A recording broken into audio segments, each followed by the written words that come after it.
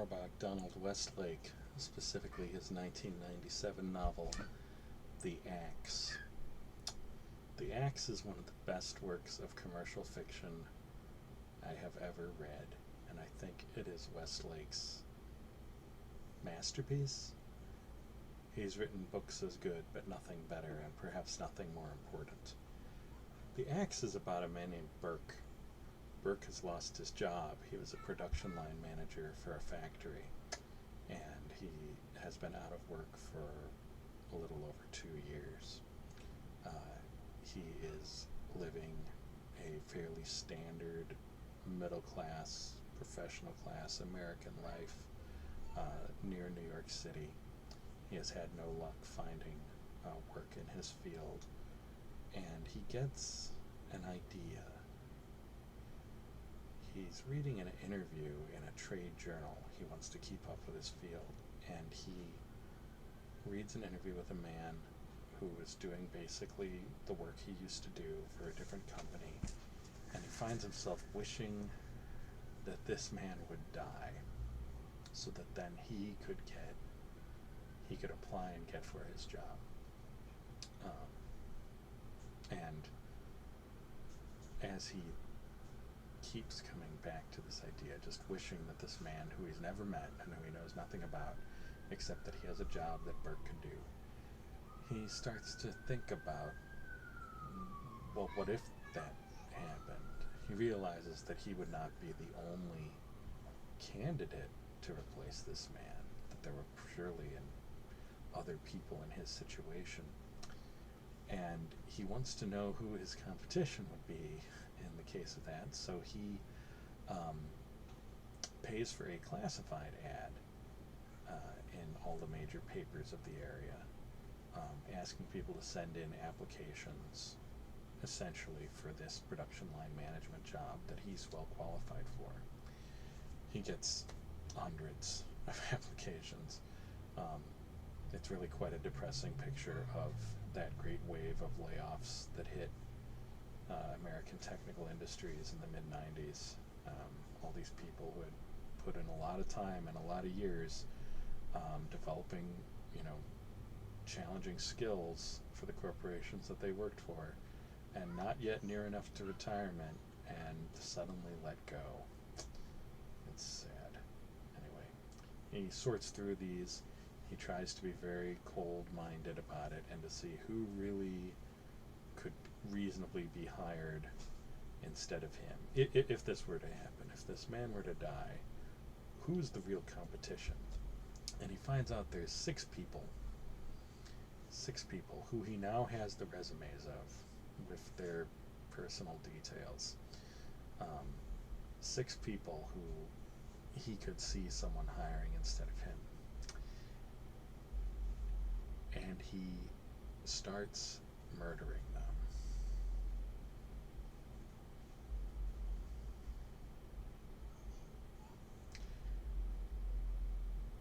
I don't think there's a better picture of the economic competition taken to a rational end. Immoral, of course, but to a rational end than this book. Because in this book, Burke lives out the inclinations and of the society that he's part of. The society tells us that we have to compete to be successful, that we have to, success is based upon merit, that we have to beat the other guy. And Burke takes this literally. He takes this into the realm of interpersonal violence in a way that really challenges the idea, and you wind up wondering why more people don't do this. This book was adapted. Many of Westlake's books at this time were at least considered for adaptation, and it was adapted, but in France.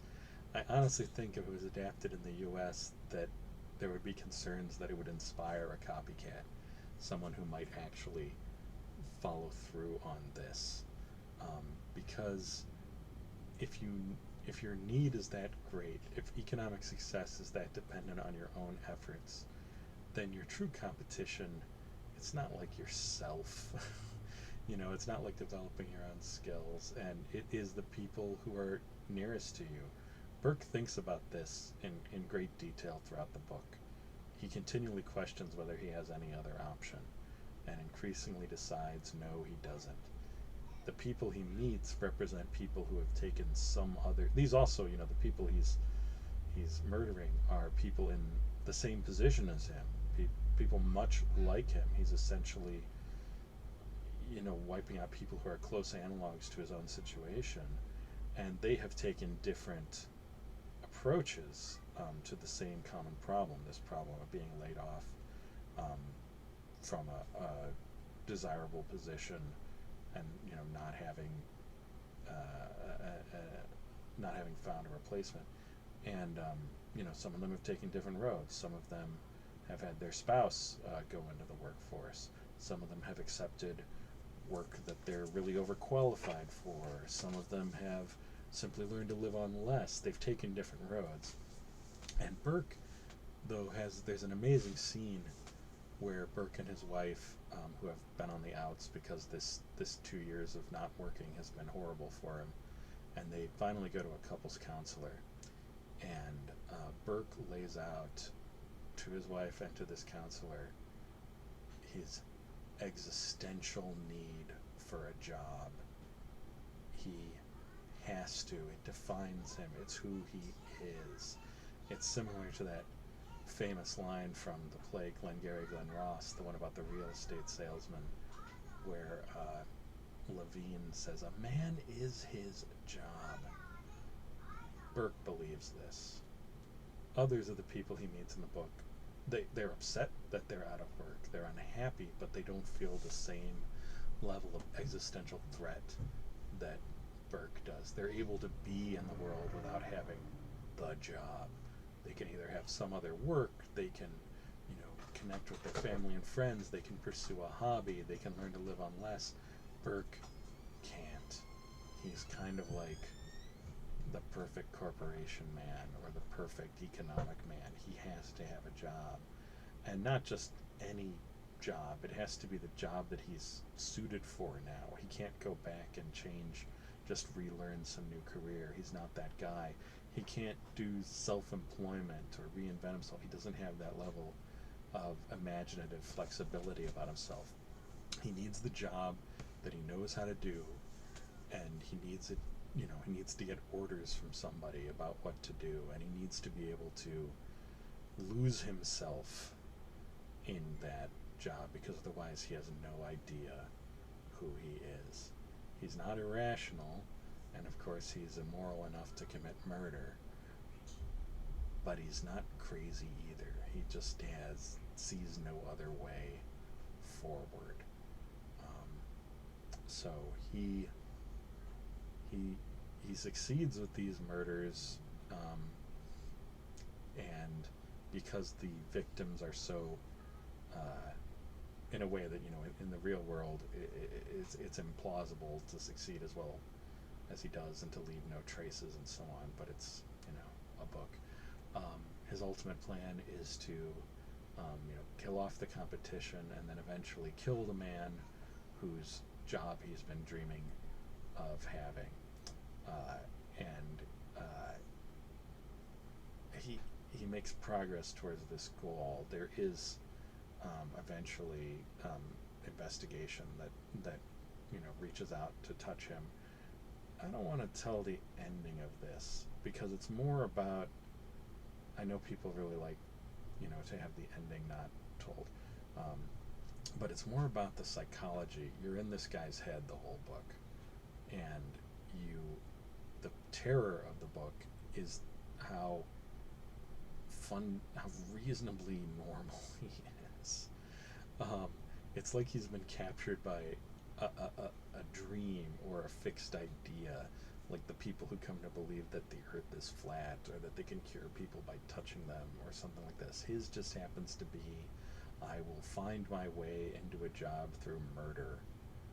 He has to overcome various things. He at first he doubts that he can do it, then discovers that he can.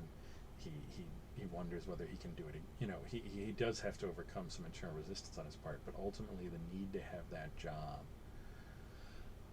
overwhelms everything else, and that Westlake makes this so understandable, and you can imagine someone like this really existing and really carrying through on this horrible murderous project. It gives you chills. It really does.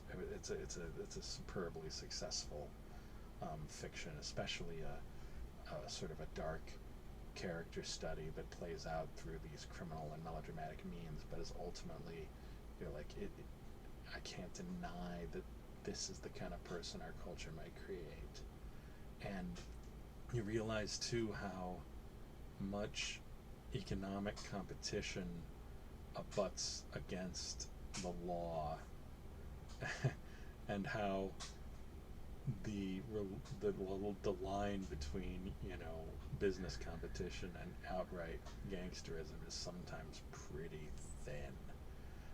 We imagine this played out at the level of corporations. I'm thinking here of things like the circulation wars in Chicago between rival newspapers, in which trucks were burned, people were attacked and died. There were battles in the streets between newsboys and delivery men. It was very, very rough kind of capitalism, but it was gangsterism, and eventually, of course, the law managed generally to draw a line between gangsterism and competitive business practice. But what if that line was drawn at the level of the person? And what if someone started crossing it and broke the sort of implicit agreement that we all live by, that we will not see each other so directly as competitors for resources? It's a fascinating book. It might, masterpiece of commercial suspense fiction. And the actual result of the plot is not so vital. What matters more is Burke's attitudes, and whether he will how he finds ways to overcome the obstacles to his project, and how he winds up feeling about them and reacting to them, and whether these are genuine or forced. And Westlake just plays it out. He lets this character's attitudes play out around a story that gives him time after time to alter or shift course, or to change how he thinks and feels about what he's doing.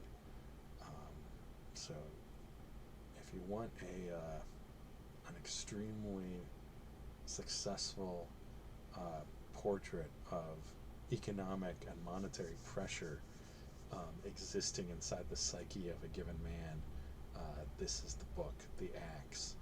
The euphemism for getting fired, getting the axe, on works, of course, because he has been axed, he's been laid out, but also, of course, getting the axe could be seen as the company giving you the axe, like giving you a symbolic or a figurative axe, and then letting you go to town, letting you take out the pain and the humiliation either on yourself or those around you.